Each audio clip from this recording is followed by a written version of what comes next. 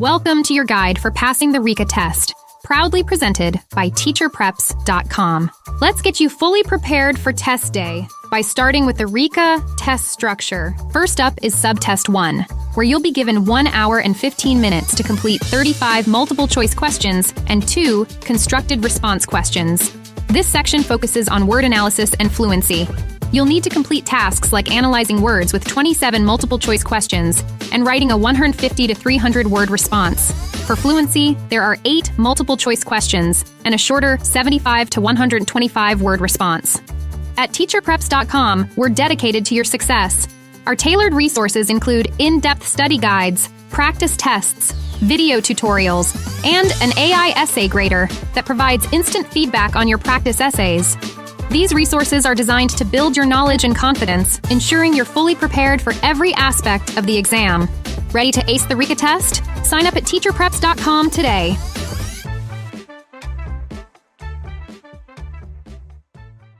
Phonological and phonemic awareness. Hello, aspiring educators. Welcome to your essential guide for mastering phonological and phonemic awareness, key content in your teacher certification exam. Ready to get fully prepped? Let's begin this auditory adventure. First, by understanding that phonological awareness is your toolkit for recognizing and manipulating the broader sounds of spoken language, from rhymes to syllables to alliterations. Phonemic awareness zooms in further, focusing on the individual sounds, or phonemes, that make up words. It's crucial for decoding written language. Remember, phonemic awareness is a subset of phonological awareness, each playing a critical role in reading development. Next, let's have a refresher on the historical context and importance of phonological and phonemic awareness. In the late 20th century, researchers like Isabel Lieberman illuminated phonemic awareness's vital role in reading and spelling. Their pioneering studies established that early phonemic awareness is a strong predictor of later reading success. This research bridged the gap during the reading wars, advocating for a balanced approach that includes both phonics and whole language learning, with a strong emphasis on the sounds of language. Moving forward, let's talk about strategies to teach phonological awareness. First, start with word awareness by asking students to identify words as separate meaning units. For example, question how many words are in the sentence. The cat is sleeping. Progress to syllable awareness, such as clapping out the syllables in elephant. Use word and syllable blending activities to build their ability to connect spoken language to reading. When teaching phonemic awareness, start by isolating individual sounds in words to enhance decoding skills. Start by helping a student identify the initial sound in a word. For example, asking, "What is the beginning sound of bat?" And the student should respond with the sound B. Next, introduce sound blending by saying the separate sounds in bat, like B, A, T, and asking the student to merge these sounds to form the word bat. Engage students in sound identity, teaching them to recognize the same sounds in different words. For instance, what sound is common in man, mouse, and moon? Answer, M sound. Substitution. Helping students change one sound in a word to create a new word. Like, if you change the B in bat to C, what new word do you get? Answer, cat. Sound deletion. Encouraging them to remove a sound to form a new word. For example, what word remains if you remove the S from star? Answer, tar. Sound segmentation. Teaching them to break a word into its individual sounds, such as having the student articulate each sound in bat as B-A-T. These activities are critical for developing the ability to manipulate sounds, which is essential for reading proficiency and phonics mastery. Now, let's move to the phonemic awareness-phonics connection. Understanding individual sounds is the precursor to phonics, where students learn the relationship between letters and sounds. Use phonemic awareness activities to introduce phonics concepts. For example, after successfully blending sounds to form a word, introduce the written form of the word, linking spoken sounds to their letter representations. On test day, you'll be required to demonstrate your understanding for providing effective reading strategies for diverse learners. For struggling readers and students with special needs, focus on reteaching missing skills and using concrete examples. English learners might need extra help with non-transferable sounds, like the H sound in English. Advanced learners can benefit from increased instruction pace and more complex tasks. In order to provide effective assessments in phonological and phonemic awareness, use entry-level assessments to gauge initial understanding, progress monitoring assessments to check ongoing understanding, and summative assessments to evaluate comprehension at the end of instruction. Your exam will likely present you with a question about providing effective assessments, So look for solutions that tailor future lessons based on assessment data to ensure all students develop strong phonological and phonemic awareness. In today's lesson, you learned phonological awareness helps students recognize sounds in spoken language, from rhymes to syllables. Phonemic awareness allows students to identify and manipulate individual phonemes, which are vital for decoding words. Progression to phonics phonemic awareness is essential for linking sounds to their corresponding letters, forming the basis for phonics, which underpins reading and writing. Adapting for all learners. We explored strategies that adapt to every student's needs, ensuring that whether they're just starting out or moving ahead quickly, their learning is supported and successful. Fantastic work today, educator. Unlock full access to your teacher certification test prep at teacherpreps.com to take your phonological and phonemic awareness practice test now, so you are 100% prepared for test day. Hello, future teacher. Welcome to a vibrant exploration of the concepts about print. If you're here because you need to pass your teacher certification exam, you have found the right place. Your exam will require you to know that concepts about print has 4 foundational elements that form the backbone of reading education, which include the understanding that, first, the words on a page are not just marks, they convey meaning. Second, there is a difference between a letter, a word, and a sentence. This is called representation, and it includes identifying word boundaries and understanding punctuation marks like periods, exclamation points, and question marks. Third is directionality, and this is knowing that in English, we read text from left to right and from top to bottom. Test tip. If you get a question on test day about how to assess directionality, look for a response where the student in the question can point to the word that comes next during reading. Fourth is book handling skills, and this is the understanding of how to hold a book correctly, differentiate between the front and back covers, and handle books with care. Now, let's move to teaching concepts about print.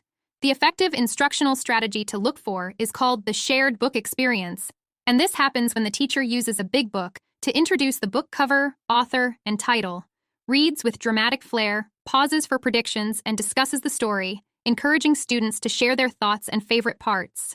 And finally, the teacher reread the story later, allowing students to act out parts, enhancing their understanding and engagement. Next, you need to know about the importance of letter recognition, which involves students pointing to letters as you name them, connecting auditory clues to visual symbols. This skill is critical for reading development, as quick and accurate letter recognition sets the stage for effective phonics learning. When it comes to teaching letter recognition, naming, and formation, don't get tripped up on test day. Use these strategies. For teaching letter recognition, use associative learning by linking objects with letters. For teaching letter naming, sing songs, and use books that emphasize letter sounds and shapes. For teaching letter formation, engage in writing practice that includes tactile and kinesthetic activities to reinforce letter shapes and sounds. Moving to our next topic, another heavy hitter on your teacher certification exam, and one you'll want to know well, is the alphabetic principle. This is the understanding that each letter represents a sound, and it's a foundational concept for phonics. This principle helps students make the crucial connection between spoken sounds and written symbols, preparing them for more advanced reading skills. You might be asking how this is all connected. And that would be a great question, because your exam will check your knowledge about the role of writing in reading development. Remember to read your exam closely and identify answer solutions that encourage phonetic spelling, also known as invented spelling, where children approximate the spelling of words. And if you receive a question that goes beyond this information and asks why this is important, well, it's because for young learners, teachers need to foster a sense of confidence in their students' writing abilities. You will absolutely receive questions about adapting instruction for all learners. So remember, for struggling readers, focus on key skills, reteach missing concepts, and use concrete examples. For English learners, build on connections from their first language to English, and for advanced readers, increase instruction pace and extend learning opportunities to keep them challenged and engaged. Incredible job today, colleague. To fully cement these concepts and ensure you're ready for test day, head over to teacherpreps.com. Take our specialized practice test on concepts about print and prepare to pass your teacher certification exam on your next try.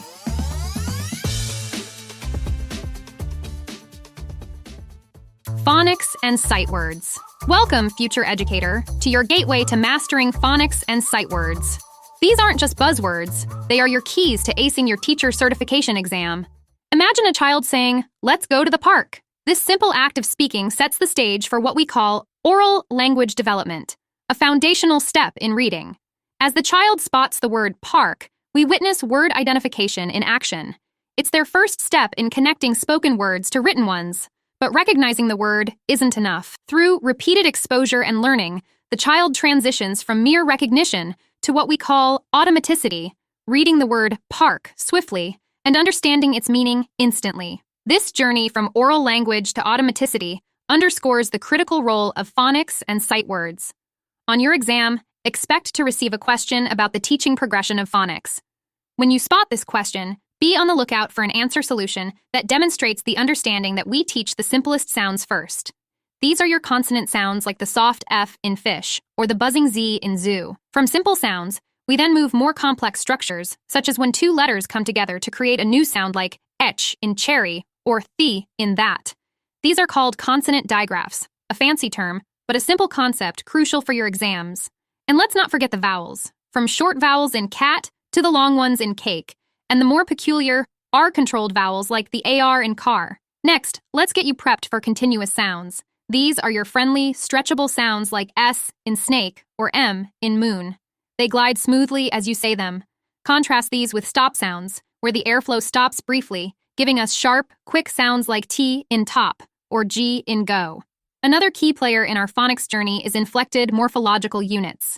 These are the endings like ed, air, and s, which we add to words to express tense, comparison, or plurality. For instance, jumped shows an action in the past, taller compares, and cats tells us there are more than one. Next, your exam competencies share that we need to know the 5 states of spelling, from the pre-communicative stage, where symbols are just beginning to make sense, to the semi-phonetic stage, where initial sound connections are made. Then, we move to the phonetic stage, where spelling becomes a sound-matching game, though not always perfectly. Then we have the transitional stage, which reveals a deeper understanding, with students wrestling complex sounds and patterns. Finally, the conventional stage, where spelling rules are well understood and applied, though tricky words still pose challenges. Now it's time to move on to effective instructional strategies that you'll want to look for on test day. Keep in mind that as educators, our approach to phonics and sight words must be both systematic and direct. Employ the whole-to-part strategy, where you start with a sentence, break it down to words, and then to letters, embedding context and meaning.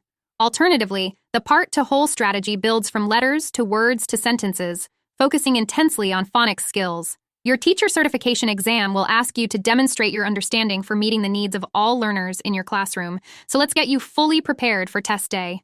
For struggling readers, emphasize key phonics skills and sight words. Use tactile materials and repetitive activities to reinforce learning. For English learners, blend familiar phonetic patterns with unique English sounds, ensuring clarity and understanding.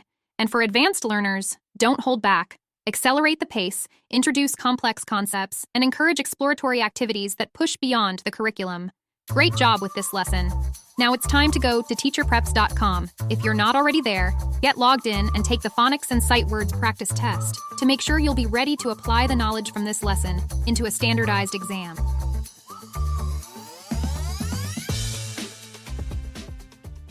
Syllabic analysis, structural analysis, and orthographic knowledge. Welcome, exam warriors! Today, we're zeroing in on how to conquer syllabic analysis, structural analysis, and orthographic knowledge, so you will be totally ready for your teacher certification exam. Ready to turn these concepts into a passing mark? Let's begin. Consider the word replant. Using phonics, you decode the base word plant, but there's a twist, the prefix re, meaning again.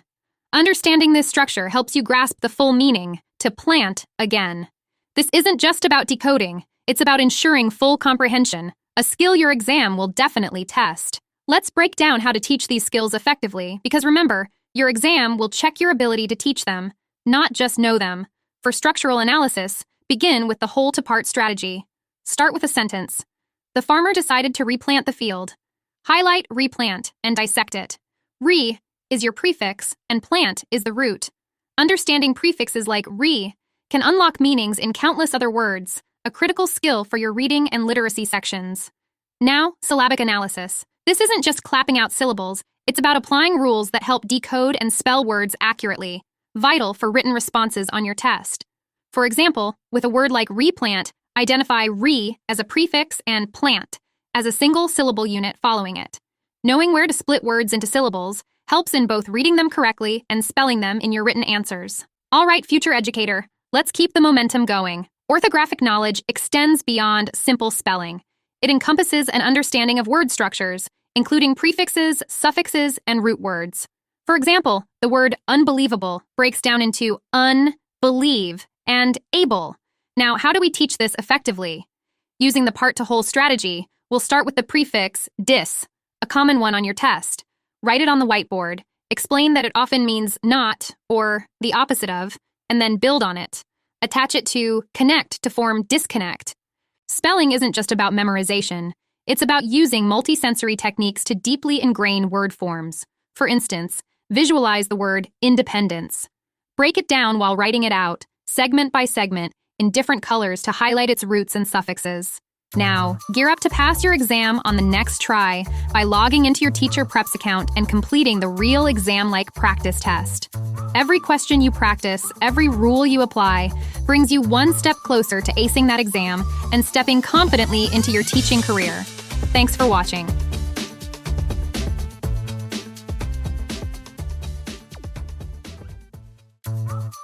Hello, future educators. Today, we're diving deep into the world of reading fluency, a critical component of literacy that you'll need to master for your teacher certification exam.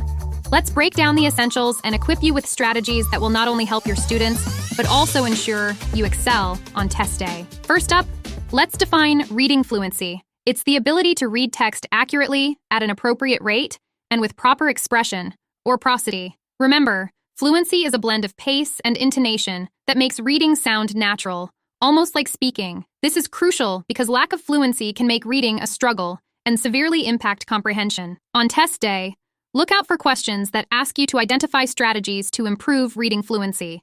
These questions are testing your understanding of how accuracy, rate, and prosody interplay to enhance reading comprehension. Here are the 3 key fluency indicators that you need to know. 1. Accuracy. This is all about reading the right words. A fluent reader recognizes and pronounces words correctly, which is foundational to reading smoothly. 2. Rate. It's not just about speed, it's about appropriate speed. For instance, narrative texts may be read faster to reflect conversational speech, whereas informational texts might require a slower pace to absorb complex ideas. 3. Prosody. Think of prosody as the music of reading. It involves the rhythm, intonation, and stress patterns. Good prosody means reading sentences with the expression that conveys the correct meaning, enhancing the listener's understanding and engagement. U-Exam will require you to demonstrate your understanding about understanding the interrelationships. So let's get into that now. Automaticity is a term you'll want to remember. It refers to the point where decoding words becomes second nature, allowing the reader to focus on the meaning of the text rather than the mechanics of reading. When examining multiple choice questions, look for stems that ask about the relationship between automaticity, fluency, and comprehension. Now let's move on to the factors that affect fluency. First, we have weak word analysis skills. This includes phonics, sight words, and the ability to analyze word structures. A strong foundation here reduces hesitations and miscues in reading. Then, there's a lack of familiarity with content vocabulary. Words specific to a subject area, like photosynthesis in science, need explicit teaching to build fluency in content areas. Don't forget about having a lack of background knowledge. Students need a basic understanding of the topic at hand to predict and make sense of the text, aiding smoother reading, as well as those tricky, complex syntactic structures. As texts grow in complexity, so does the syntactic structure. Understanding varied sentence types supports better fluency. Get ready to answer test questions about text selection and instructional strategies. So let's talk about this now. Choosing the right text is pivotal. For beginners, decodable texts help build confidence and skill. As students progress, introduce more complex texts that challenge their reading abilities but are still at an appropriate difficulty level. On test day, look for monitored oral reading in your answer solution because it is a fantastic strategy to enhance all aspects of fluency. Here's how it works. 1. Teacher models. First, demonstrate fluent reading. Emphasize accuracy, rate, and prosody. 2. Students practice. Then, have students read the same text aloud. 3. Feedback. Provide specific, constructive feedback. For example, if a student struggles with prosody, you might say, "Try to raise your pitch at the question mark to indicate it's a question." Now, it's time for specific fluency strategies for accuracy. Focus on phonemic awareness and phonics through direct instruction and practice. Use assessments to pinpoint areas of need and tailor your instruction accordingly. For rate, employ strategies like whisper reading for students who struggle with decoding. This helps them focus on decoding without the pressure of projecting their voice. For prosody, try phrase-cued reading. Marking the text with slashes for pauses can guide students on where to take breaths and how to phrase their reading, which is especially helpful for those struggling with expression. Great job absorbing all this vital information on reading fluency. Now, to truly gauge your understanding and get a feel for the types of questions you'll encounter on your teacher certification exam, head over to teacherpreps.com to take the fluency practice test. This is a fantastic opportunity to apply what you've learned today and see where you stand. Remember, practice makes perfect, and this test is a great step towards ensuring you're fully prepared for exam day. So, don't wait. Take the practice test now and move one step closer to becoming a certified teacher.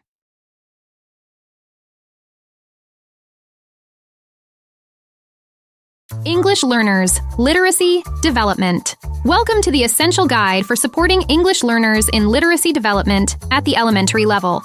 This chapter is designed to help you effectively address the diverse needs of ELs, integrating systematic language instruction, culturally responsive teaching, and tailored strategies to prepare you for your teacher certification exam. Systematic language instruction. Understanding how to implement systematic language instruction based on both formal and informal assessment outcomes is crucial. Here's what you need to focus on. Key concepts. Systematic instruction. Employ a structured and sequential approach to teaching English language learners, ensuring consistency and clarity in your lessons. Tailored instruction. Adapt teaching methods and materials to meet the unique needs and backgrounds of each student, informed by ongoing assessments. Assessment outcomes. Formal assessments. Utilize standardized tests and quizzes that are culturally and linguistically appropriate to gather quantitative data on student learning. Informal assessments. Employ observations, student interactions, and ungraded assignments to gain qualitative insights into students' language development, crucial for daily instructional adjustments. Implementation strategies. Student profiles. Maintain detailed records of each student's language skills, learning preferences, and cultural background. Interest-based activities. Engage students by incorporating their interests into language tasks, enhancing motivation and relevance. Culturally responsive teaching. Integrate diverse cultural content into lessons to make learning more relevant and inclusive. Differentiation. Adjust lessons and assessments to accommodate different language levels and learning needs, using strategies like group work and scaffolding. Feedback. Provide clear, constructive, and positive feedback, encouraging self-assessment to help students recognize their progress. Differentiated instruction for language development. Differentiating instruction is key to meeting the varied needs of ELs. Here are effective strategies. Leverage first language knowledge.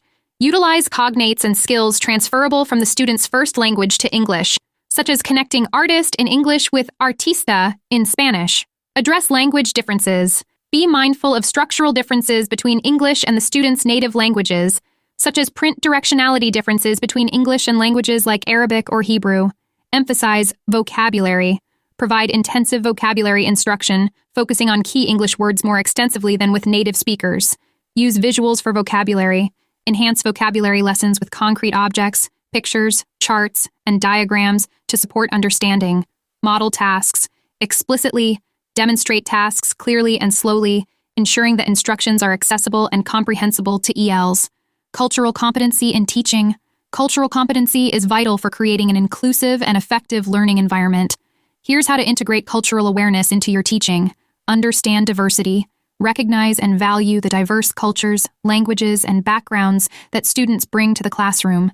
Incorporate cultural references.